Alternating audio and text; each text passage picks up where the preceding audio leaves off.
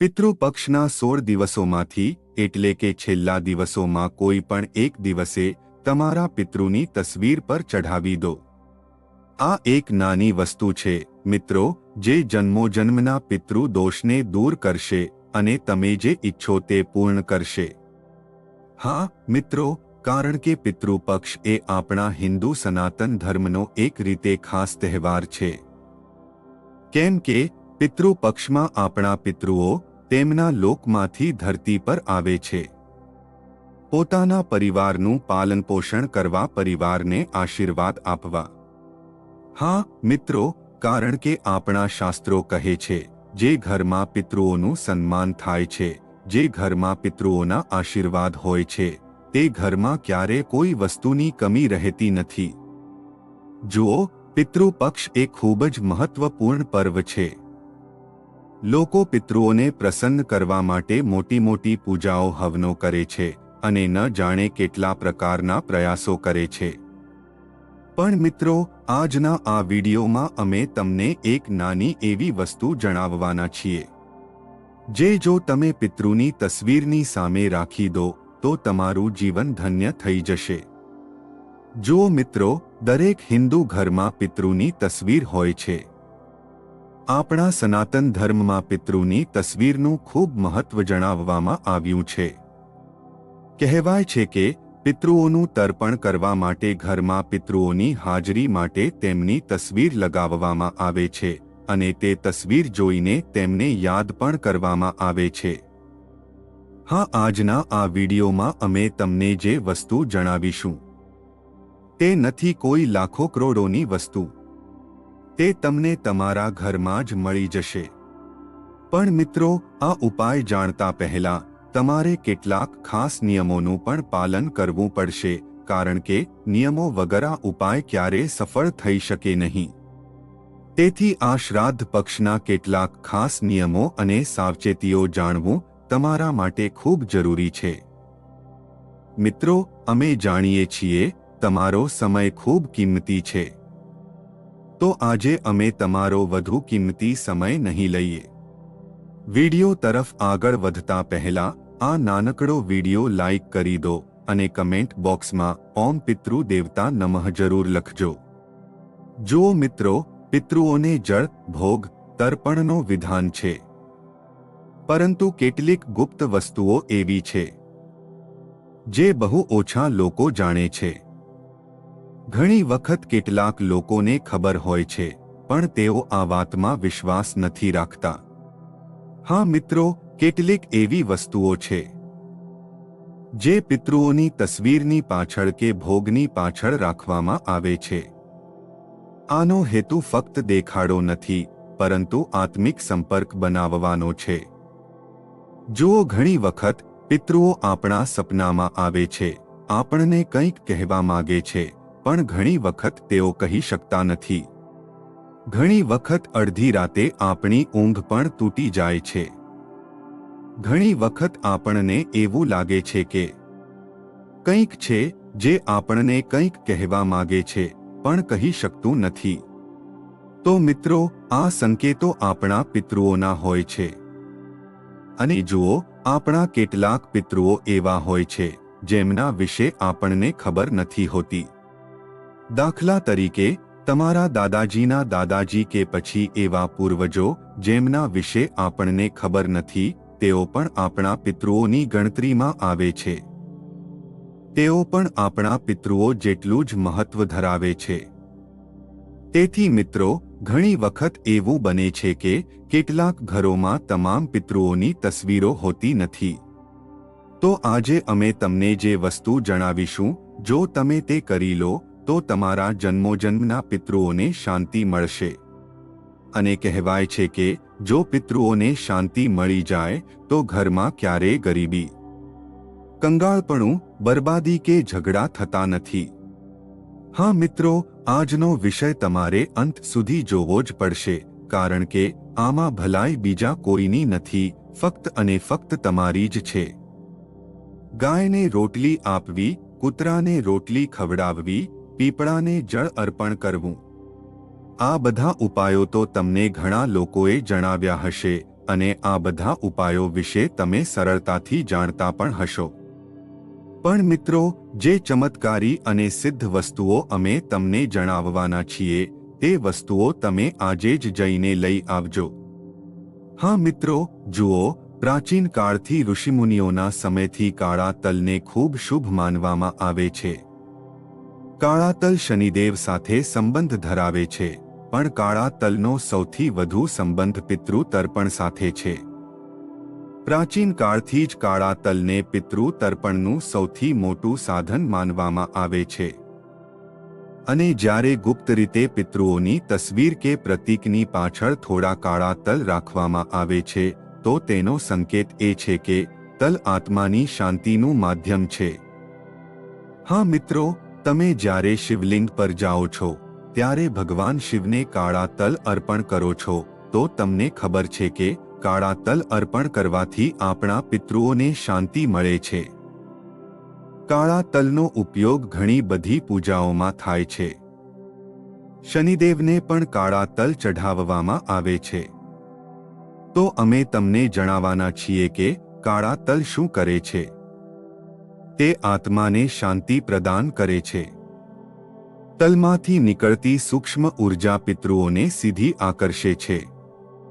અને આપણા શાસ્ત્રોમાં એવું પણ કહેવાયું છે કે તેલાનાથ પરમદાન નાસ્ત પિતૃ પૂજનમ. એટલે કે જો કોઈ વ્યક્તિ પિતૃ પૂજા નથી કરતો, જો કોઈને પોતાના ઘર પરિવારના પિતૃઓની તિથિ યાદ નથી કે તેઓ કયા દિવસે સ્વર્ગવાસી થયા હતા કે કયા દિવસે તેમણે આ દુનિયા છોડી હતી, તો જુઓ મિત્રો, અમે તમને કહ્યું છે કે આપણા પિતૃઓ ઘણા જૂના હોય છે. જો કોઈ વ્યક્તિ આપણા ઘરમાં મૃત્યુલોકમાં જાય છે, તેનું મૃત્યુ થાય છે, તો જુઓ તે આગળ જઈને આપણા પિતૃ જ કહેવાશે. તો જુઓ, આ તલ પિતૃઓ અને વંશજો વચ્ચે એક અદૃશ્ય સેતુ બનાવે છે. તેથી તેને તસવીરની પાછળ છુપાવીને રાખવામાં આવે છે, જેથી બહારના લોકો તેને ન જુએ, કારણ કે આ એક નિજી સંવાદનું માધ્યમ છે. હા, હવે મિત્રો, જુઓ, ઘણા લોકો પિતૃઓની શાંતિ માટે ગયા જાય છે. હરિદ્વાર જાય છે, ઉજ્જૈન જાય છે, બનારસ જાય છે. આજના સમયમાં ઘણા લોકો પિતૃદોષના કારણે પરેશાન છે. કોઈના લગ્નમાં અડચણો આવે છે, કોઈને સંતાન સુખ નથી મળતું, કોઈના પર દેવું ખૂબ વધી ગયું છે, તો કોઈ નોકરી માટે દરે ઠોકરો ખાય છે. કોઈનું વંશ નથી વધતું, એલથી વંશ બગડી ગયું છે. દરેક નાની બાબતો માટે ઘરમાં ઝઘડા થાય છે. કોઈ એકબીજા સાથે પ્રેમથી વાત નથી કરતું, માનસન્માન નથી કરતું.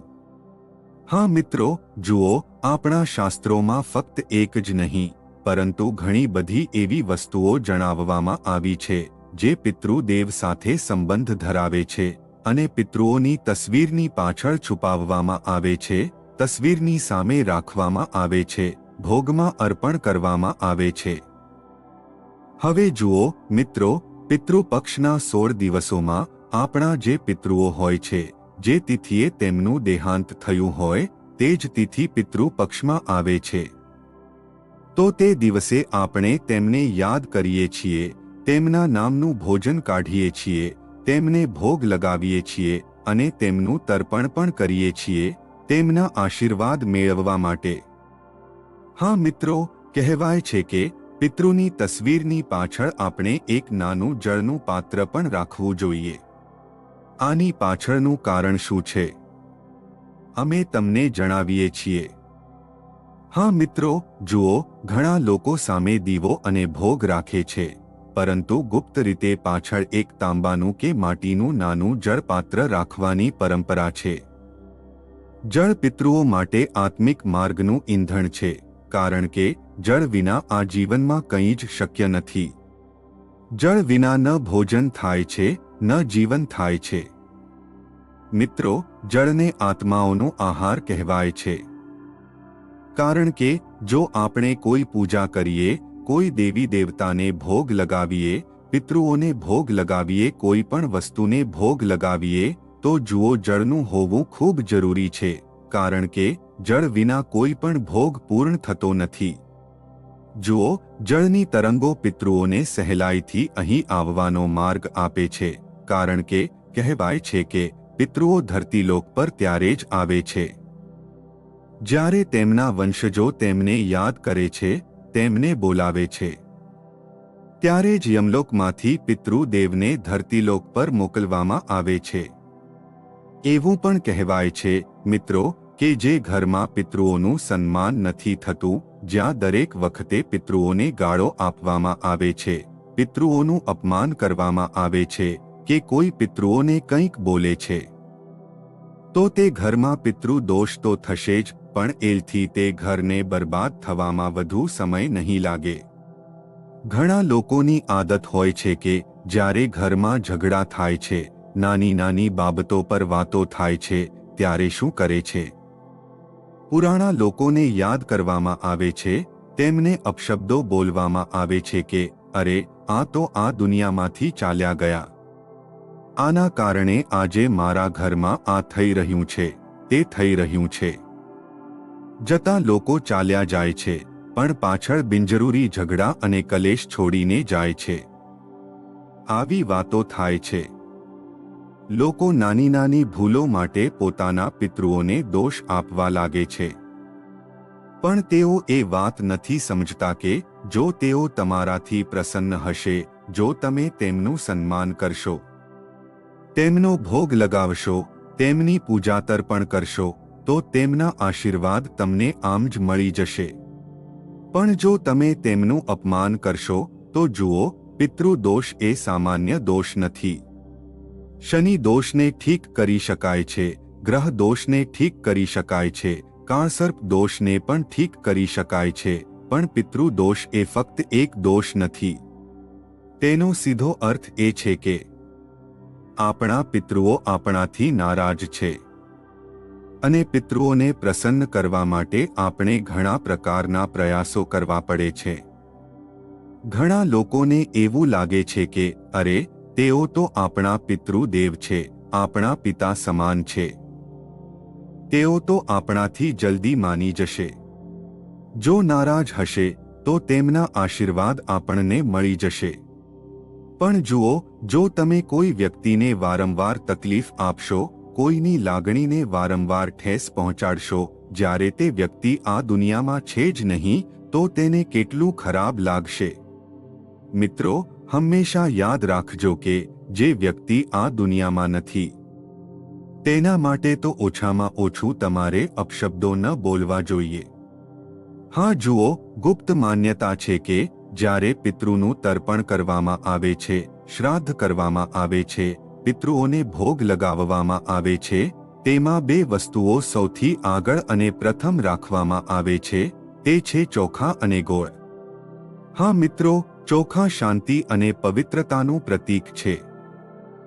કોઈ પણ પૂજા હોય, કોઈ પણ ભોગ હોય, તેમાં ભાત જરૂર બનાવવામાં આવે છે.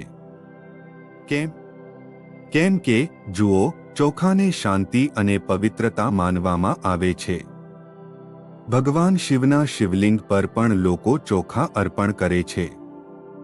કોઈ પણ પૂજા નાની હોય કે મોટી, તેમાં ચોખાનો ઉપયોગ જરૂર થાય છે, કારણ કે અક્ષત વિના કોઈ પણ પૂજા અધૂરી માનવામાં આવે છે. અને ગોળ મીઠાશ અને પ્રેમનું પ્રતીક છે. જુઓ મિત્રો, જ્યારે આ વસ્તુઓ તસવીરની પાછળ રાખવામાં આવે છે, તો તેનો સંકેત એ છે કે આપણે આપણા પિતૃઓ પાસેથી ફક્ત આશીર્વાદ જ નથી ઈચ્છતા, પરંતુ મધુર સંબંધોની નિરંતરતા પણ ઈચ્છીએ છીએ. કારણ કે જો પિતૃઓ સાથે તમારા સંબંધો મજબૂત હશે, પિતૃઓ સાથે તમારા સંબંધો ખૂબ સારા હશે, તો જુઓ, પિતૃઓ તમને ક્યારે કોઈ વસ્તુ માટે સતાવશે નહીં. દરેક નાની મોટી વસ્તુ તમારા ચરણોમાં લાવીને રાખશે. તમારે ક્યારે ભટકવું નહીં પડે, તમારે ક્યારે રડવું નહીં પડે. કારણ કે પિતૃઓ સાથે સંબંધોને મજબૂત બનાવવું ખૂબ જરૂરી છે, કારણ કે તેમના આશીર્વાદ વિના માણસ કંઈ જ નથી. જુઓ, ઘણા લોકો કુળદેવી દેવતાઓ અને પિતૃ દેવતાઓને એક સમાન માને છે, પણ જુઓ, પિતૃ દેવતા અલગ હોય છે અને કુળદેવી દેવતા અલગ હોય છે. પિતૃ દેવતા કોણ હોય છે? જેઓ આ દુનિયામાં નથી, જેઓ યમલોકમાં પધારી ગયા છે, આપણાથી વિખૂટા પડી ગયા છે, હંમેશ માટે દૂર થઈ ગયા છે, તેમને જુઓ, પિતૃદેવ કહેવાય છે. અને કુળદેવી દેવતા કોણ હોય છે? આપણા જે પુરાણા લોકો હતા, આપણા મોટા બુઝુર્ગો, દાદાજીના પિતાજી કે દાદાજીના દાદાજી, એવા પવિત્ર પૂર્વજો જેઓ આપણા જન્મ પહેલાથી જ કયા દેવી દેવતાઓની પૂજા કરતા હતા. તેઓ જાણે છે કે આપણા કુળદેવી કે કુળદેવતા કોણ છે. કેટલાક લોકોના કુળદેવતા ભૈરુજી હોય છે, કેટલાકના કુળદેવતા માતાજી હોય છે. તો જુઓ, પિતૃદેવતા અને કુળદેવી દેવતાઓમાં પણ ઘણો ફેર છે. કારણ કે કુળદેવી દેવતા આજે પણ આ ધરતી પર વિરાજમાન છે, જે આપણા ઘરની રક્ષા કરે છે અને આપણા ઘરમાં હંમેશા નિવાસ કરે છે. ઘણા ઘરોમાં તમે જોયું હશે, લોકો કુળદેવી દેવતાઓની તસવીર રાખે છે, પિતૃદેવની તસવીર રાખે છે. પણ ઘણા લોકોના મનમાં આ સવાલ આવતો હશે કે ગુરુજી, શું પિતૃદેવ અને કુળદેવ એક સમાન છે? પણ આ બંને અલગ અલગ છે. કારણ કે પિતૃદેવ આ દુનિયામાં નથી, પણ તેમનો એક અંશ આજે પણ આપણી સાથે હાજર છે અને આપણને અહેસાસ કરાવે છે કે પિતૃઓ આપણાથી નારાજ છે કે પ્રસન્ન છે. સાથે જ મિત્રો, જુઓ, પિતૃપક્ષ ફક્ત પૂજાપાઠનો પર્વ નથી. પિતૃપક્ષ ફક્ત પિતૃઓની શાંતિ માટેનો પર્વ નથી, પરંતુ આપણા અને આપણા પૂર્વજો વચ્ચે સંવાદનું માધ્યમ છે.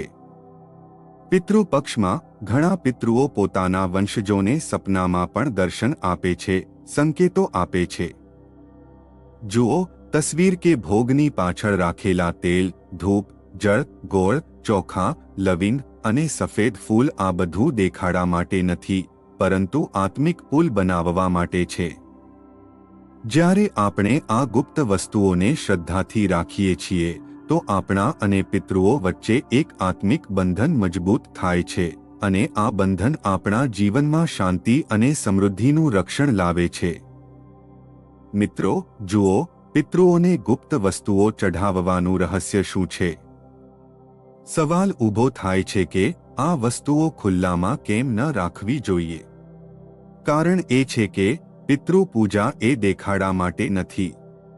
જ્યારે કોઈ વસ્તુ તસવીરની પાછળ રાખવામાં આવે છે, તો તેમાં ન દેખાડો હોય છે, ન અહંકાર હોય છે. તેમાં ફક્ત આત્મિક સુકૂન અને આધ્યાત્મિક પ્રેમ હોય છે. જુઓ મિત્રો, આ સંપૂર્ણ રીતે આત્મિક અને ગુપ્ત ભક્તિ છે. આને લોકોને બતાવવું ન જોઈએ. ઘણા લોકો શું કરે છે? પિતૃઓના નામે મોટી મોટી પૂજાઓ, કથાઓનું આયોજન કરાવે છે. પિતૃઓ ક્યારેય દેખાડાથી પ્રસન્ન નથી થતા. પિતૃઓ પ્રસન્ન થશે તમારા મનથી કરેલા પાપોની માફી માંગવાથી. જુઓ, પિતૃઓને ક્યારેય નીચા બતાવવાનો પ્રયાસ ન કરવો જોઈએ. પિતૃઓને હંમેશા સૌથી ઉપર રાખવા જોઈએ. અને તમને બધાને જણાવી દઉં કે પિતૃઓનો આત્મિક સંબંધ કેવો છે. જ્યારે કોઈ વંશજ શ્રદ્ધાથી કોઈ વસ્તુ પિતૃઓને અર્પણ કરે છે, તો તે વસ્તુમાંથી નીકળતી તરંગો સૂક્ષ્મ લોક સુધી જાય છે અને પિતૃ પક્ષના સમયે આત્માઓનો માર્ગ ખુલ્લો હોય છે. આત્માઓ ધરતી પર આવે છે અને ધરતીથી પાછી જાય છે. તેથી તેઓ આ તરંગોને તુરંત ગ્રહણ કરે છે. અને તસવીરની પાછળ છુપાવીને વસ્તુ રાખવાનો અર્થ એ છે કે આ અર્પણ દેખાડા માટે નથી, પરંતુ ગહન આત્મિક સંવાદ માટે છે. જુઓ, પિતૃભોગની પાછળ સફેદ ફૂલ રાખવું પણ ખૂબ મહત્વ ધરાવે છે. ઘણા લોકો પિતૃઓને માળા પહેરાવે છે, કંઠી પહેરાવે છે, પણ એક ગુપ્ત રીતિ છે કે ભોગની થાળીની પાછળ કે તસવીરની પાછળ સફેદ ફૂલ છુપાવીને હંમેશા રાખવું જોઈએ. સફેદ ફૂલ શાંતિ અને મોક્ષનું પ્રતીક છે. આ સંકેત છે કે આપણે પિતૃઓની આત્માને પરમધામ તરફ આગળ વધતી જોવા માંગીએ છીએ. આપણે નથી ઈચ્છતા કે આપણા પિતૃઓની આત્મા ઇધરઉધર ભટકતી રહે. આપણે નથી ઈચ્છતા કે પિતૃઓની આત્માને કષ્ટ થાય, તેને તકલીફ થાય. દરેક માણસ શું ઈચ્છે છે કે પિતૃઓને જલ્દીથી જલ્દી મોક્ષની પ્રાપ્તિ થાય. આત્માને પરમધામ તરફ આગળ વધારીએ જેથી આપણું જે પણ પિતૃઓ પર ઋણ હોય તે પૂરું થઈ જાય.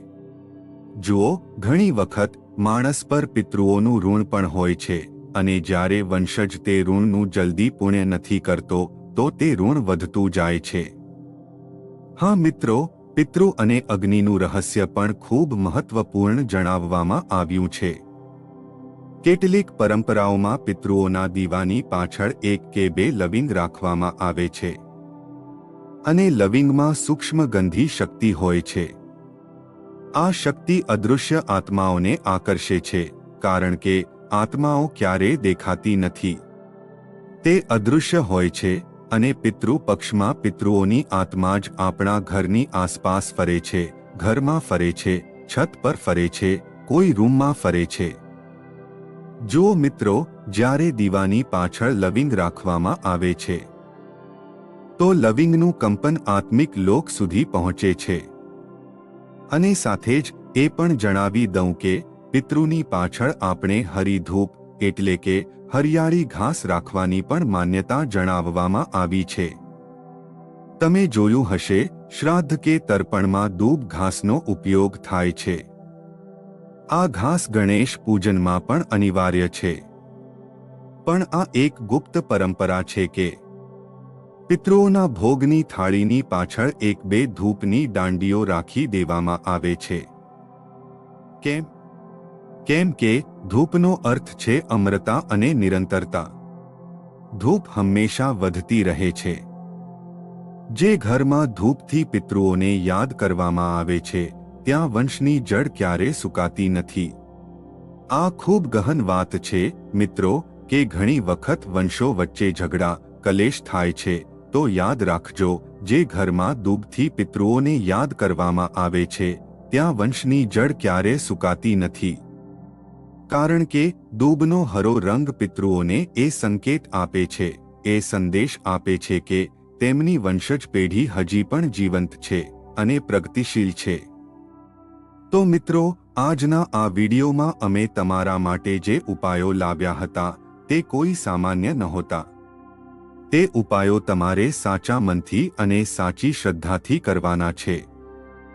અને જો તમારા મનમાં પિતૃ પક્ષને લઈને કોઈ પણ સવાલ હોય, તમારા જીવનમાં કોઈ પણ સમસ્યા હોય તો તમે અમને કમેન્ટ બોક્સમાં લખીને જરૂર જણાવજો. અમે તમારી બધી સમસ્યાઓનું સમાધાન જલ્દીથી જલ્દી કરીશું અને તમારા જીવનમાં ક્યારે કોઈ વસ્તુની તકલીફ નહીં થાય. કારણ કે મિત્રો, જુઓ, જો તમે ગુરુજી પર વિશ્વાસ કરો છો, જો તમે ગુરુજીને માનો છો તો તમારી સમસ્યાઓ તમે જરૂર જણાવશો. તો અમે આશા રાખીએ છીએ કે તમને બધાને આ વિડિયો ખૂબ પસંદ આવ્યો હશે. હવે તમે બધા આ નાનકડો વિડિયો લાઈક કરી દો અને કમેન્ટ બોક્સમાં ઓમ પિતૃ દેવતા નમઃ જરૂર લખી દેજો. અને જો તમે હજી સુધી આપણી ચેનલને સબસ્ક્રાઇબ નથી કરી તો તમે બધા ચેનલને સબસ્ક્રાઇબ કરી દેજો. વિડિયોને અંત સુધી જોવા માટે તમારો ખૂબ ખૂબ આભાર.